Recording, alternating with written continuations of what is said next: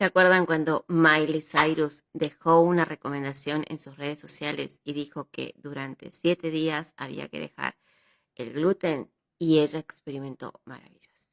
Ahora bien, lo que venimos a hablar el día de hoy es, ¿realmente el gluten es un killer foods o no es un killer foods? Si nos remontamos a la historia de la alimentación, antes de Cristo, ya el trigo era un alimento muy codiciado y muy respetado. Es más, el pan era un alimento sagrado. Entonces, ¿qué queremos decir con esto? Que el trigo, en realidad, en estos últimos 100 años, ha tenido procesos de modificaciones genéticas, con los cuales el trigo que se consumía en una era prácticamente donde no había ningún tipo de modificación genética y donde era todo extraído prácticamente al 100%, prácticamente no, era al 100% natural, y que parte de la alimentación de esos años, de esas épocas, de esos tiempos, era el trigo. Resulta que en estos últimos 100 años la modificación genética y la industria alimentaria pues ha sufrido grandes modificaciones, y eso nos ha llevado a que el gluten de hoy en día que consumimos en varios alimentos pues no sea el mismo gluten que teníamos hace más de 2000 años atrás o 1000 años atrás, lo cual ha llevado a crear una nueva industria, la industria gluten free o sin TAC. Y esta industria, pues obviamente con un sistema de marketing masivo, ha llevado a creer a un gran porcentaje de la población humana a que consumir sin gluten es más saludable o que consumir sin TAC es más saludable. Y no está lejos de ser verdad. Y para esto, pues vamos a ir a hablar un poquito de la química de lo que es el gluten. Para empezar a entender acerca del gluten, lo primero que tenemos que saber que es una proteína. La proteína es como una cadena, ¿sí? Que tiene varios anillos. Imagínense que cada anillo es un aminoácido. Es decir, que una proteína, el gluten, son varias uniones de aminoácidos. Una vez que nosotros ingerimos el gluten a través de algún alimento como el pan, como unas donas o la pasta, pues va a atravesar todo un proceso de digestión. Primeramente, las enzimas digestivas, las enzimas pancreáticas, van a cortar esas cadenitas de esos aminoácidos para que cuando lleguen a las microvellosidades intestinales, pues estas puedan absorber todos los nutrientes necesarios. O sea, estas microvellosidades son tan inteligentes que solamente dejan pasar todo lo que el cuerpo necesita. Pero atenti, y en esto quiero que me escuches. Cuando llega a las microvellosidades intestinales el gluten, puede pasar dos cosas. Cosa número 1, que no pasa absolutamente nada. Y uno puede comer gluten sin tener ningún tipo de manifestación, sintomatología, ni nada por el estilo. Caso mío, yo puedo comer pan todos los días, puedo comer pasta todos los días y no pasa absolutamente nada. Y ahora les voy a explicar el por qué. Porque se hace mucha historia, mucha telaraña alrededor del gluten, pero en realidad el gluten no es malo, sino que vamos a encontrar la causa por la cual va a producir alguna reacción o alguna sensibilidad. El punto número 2 tiene que ver con eso, con la sensibilidad que pueda producir el gluten. Pero para producir esa sensibilidad tiene que haber una causa antecesora, o sea, una situación que exacerba esa reacción que mi cuerpo va a manifestar ante el gluten.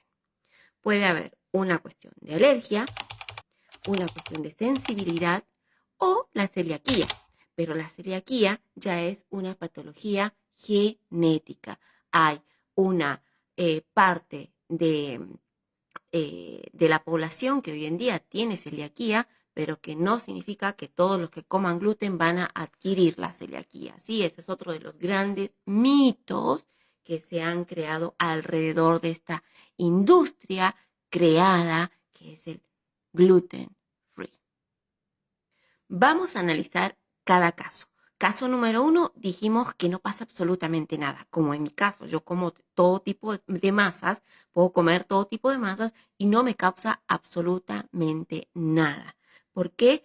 Tiene que ver con mi epigenética, con mi condición intestinal, con mi microbiota, con mi permeabilidad intestinal. Tiene que ver con mis hábitos alimenticios. Prácticamente yo como muchísima verdura, no como carne, tengo ciertos hábitos alimenticios que van a beneficiar a mi flora intestinal y a la calidad de mis intestinos, a esas uniones celulares que no van a permitir que ningún tóxico pueda atravesar al torrente sanguíneo y que una vez atravesando el torrente sanguíneo, pues empieza a haber un grado de incendio. Es como que, imagínense en un manzano, se está quemando una casa y obviamente que todos los vecinos van a alarmarse y van a querer apagar ese incendio porque no quieren que el fuego les pase. El cuerpo pasa absolutamente lo mismo cuando un tóxico atraviesa la barrera de permeabilidad intestinal y llega a la sangre. Entonces ahí se activa la cascada de reacción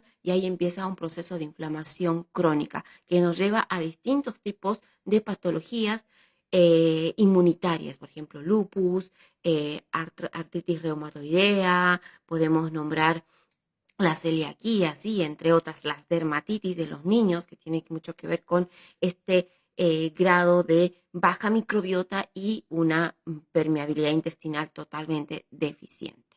Ahora, ¿qué es lo que hacemos cuando tenemos estos síntomas? ¿Sí? Estos síntomas que básicamente es una inflamación del intestino. Cuando una persona come pan, empieza a irritarse la mucosa intestinal, entonces empiezan a atravesar esos compuestos hacia el torrente sanguíneo que no deberían atravesar. Entonces el cuerpo, en situación de defensa, se alarma, se produce el incendio y tienen que venir todos los bomberos, o sea, el sistema inmune, a tratar de apagar ese proceso inflamatorio. ¿Qué es lo que debemos hacer para solucionar? Si hay alergia, ¿sí? Si hay presencia de alergia, pues incrementar la actividad inmunitaria, es decir, fortalecer las defensas. Y eso tiene que ver con fortalecer la microbiota, básicamente, y corregir ciertos hábitos alimenticios. Evitar en los niños mucha comida procesada, porque al final de cuentas todo el gluten que nos invaden hoy en día con esta industria, porque para mí fue una industria creada, tiene que ver con todos los alimentos procesados, ¿sí? Ahora, no significa que nunca comamos un alimento procesado. ¿Quién no se va a tomar un cafecito con un pedazo de torta, una dona? Todo el mundo. El punto es, tus hábitos diarios sí contribuyen a tener estos pequeños gustos que te vas a dar. Al final de cuentas, son cosas que nos dan placer. Es un chocolate, una dona, una media luna, etcétera. Ahora, ¿qué pasa cuando hay una sensibilidad? Cuando comes, por ejemplo, una galleta o pasta, si se te inflama, pues lo que tenés que hacer es aumentar la permeabilidad, mejorar la mucosa intestinal y hacer de que esas uniones celulares pues vuelvan a unirse, porque al estar separadas pues por ahí pasa todos los tóxicos y eso es lo que produce la inflamación. Entonces nuestro fin es unir esas células, mejorar esa mucosidad, esa mucosa que protege que todo tipo de tóxicos, desechos de la alimentación, químicos, disruptores endocrinos puedan atravesar esa barrera de permeabilidad. Y para eso yo siempre les recomiendo con las personas que trabajo con las terapias nutracéuticas, pues lo básico es aloe vera, porque el aloe vera es un poderosísimo regenerador celular, pero además de eso, prebióticos para incrementar lo que es el desarrollo de la flora microbiana. En el caso de la celiaquía, por ejemplo, que es el otro punto, en el caso de la celiaquía prácticamente es hacer un cambio drástico de alimentación, porque bueno, ahí es una predisposición genética en la cual ni cambios de hábito o ni mejoras van a influenciar, porque es una cuestión genética. Pero sí podemos hacer de que la calidad de vida de esa persona, de ese paciente, pueda ser muchísimo mejor. En este